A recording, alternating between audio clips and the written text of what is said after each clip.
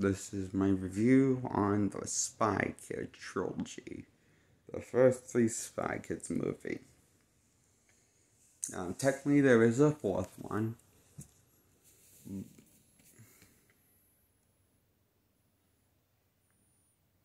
You know what? I'm just going to review all four films in one video. Why not? This is my review on all four Spy Kids films that got released into theaters. I give them a solid 5 out of 10.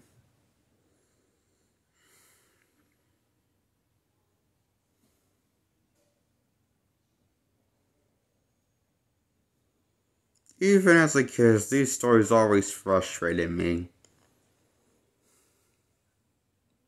For some reason, I thought they were stupid. Now I realize they really are stupid.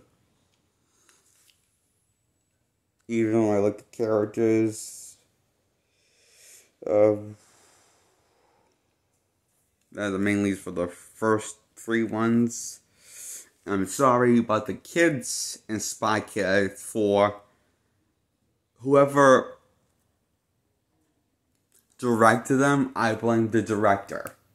The director did not guide the kids or connected with the kids and told them how to act. I bet why their performance come off kind of not good.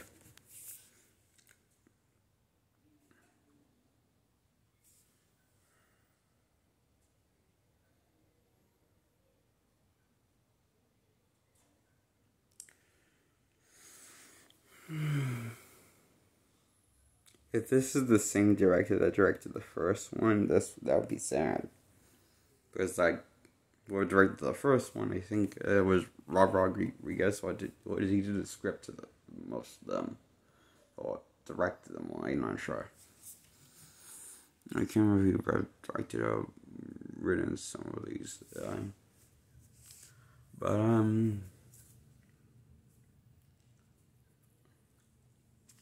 I will say these movies are surprisingly a lot of fun.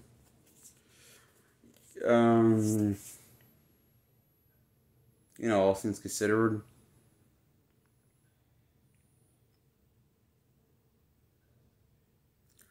I give them a 5 out of 10.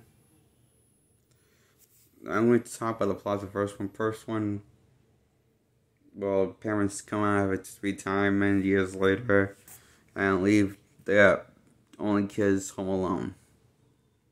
And then they get captured, at least from bad to worse, where the kids are now endangered. And then the kids become untrained spies, like the parents. And then at least into Lost, the sequel, where the kids somehow take the fall for the bad guys doing, while everyone's unconscious and drugged out and drugged to sleep.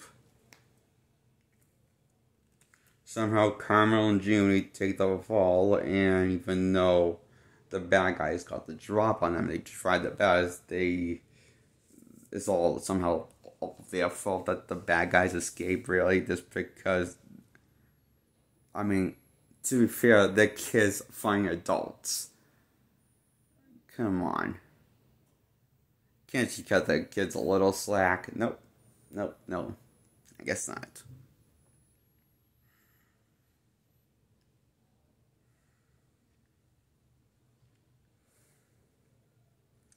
This leads them to having a rogue, and then clear their names by doing good and getting the bad guy, blah blah blah.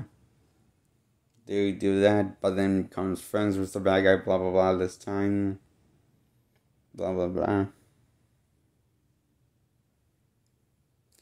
Then we lead in, then leads into the third one where the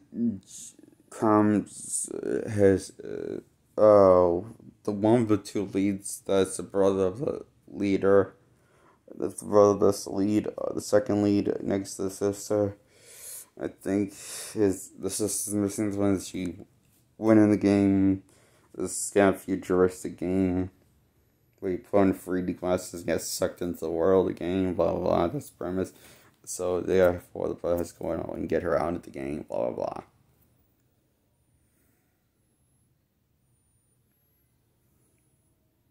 And then climax happens, and yeah, this is the problem with Spy Kids movie. If you see the trailers, you know what the premise is of the movie and what the dilemma is. Well, it doesn't tell you how it's going to end. Pretty much at the end of these movies, so. Or how it's going to begin. It just tells you the premise and dilemma.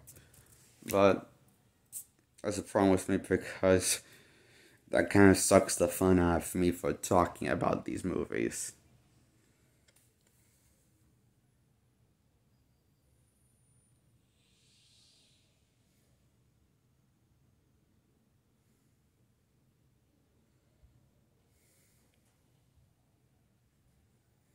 First one's the failed reboot that deals with time travel and the villain being a time travel nut job that wants to spend one more day with his dad that he didn't have time for because time was taken from them, blah blah blah blah blah.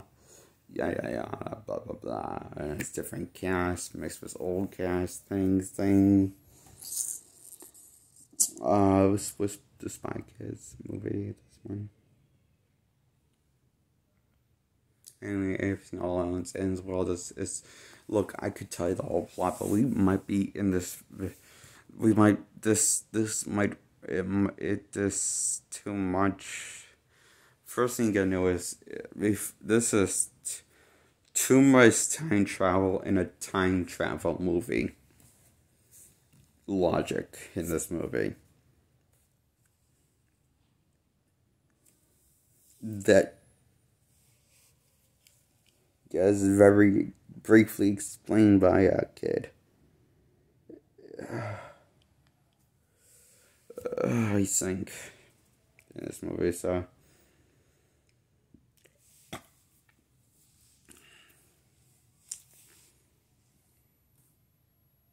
5 out of 10 this movie, guys. Thank you. Subscribe to my channel. Goodbye. Subscribe and like this video, please.